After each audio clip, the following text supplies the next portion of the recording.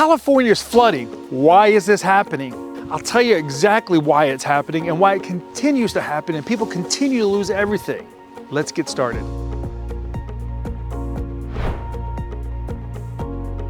My name's Chris Green, president and owner of the Flood Insurance Guru, and today we're talking about California flooding. Now, you may not be able to see right here behind me that clearly, but California has been flooding for weeks now. People who don't have flood insurance have lost everything, and they're like, I don't understand, why am I flooding? I'm not in a flood zone. But what you don't know is that probably 30% of people who actually suffer a flood loss are not in a required area. It's an issue we're seeing across the whole country. People are getting confused with flood maps. Hey, what's the actual chances of my property flooding? But it doesn't have to be this way. It's why we help people with putting in the right building coverage and the right contents coverage in place every day. Making sure that people understand, hey, I can buy flood insurance whether my bank requires it or not. And I should buy it because it's one of the most affordable policies out there, especially in areas like Southern California. The average flood insurance premium on a policy where it's even required is usually about $1,000 a year across the country. So it can be very reasonable, but you don't have to go through what these other people are going through with financial devastation, or you're gonna have to file for bankruptcy because you had no coverage. Your house has got hundreds of thousands of dollars in damage. It's one simple solution there. And you can click here in the link and download our guide on what to ask before purchasing flood insurance. You can also click up in the corner of our video and learn the different options between the National Flood Insurance Program and private flood insurance. We look forward to helping you navigate through all this California flooding and deciding if flood insurance is right for you and what the next steps should be. Thank you.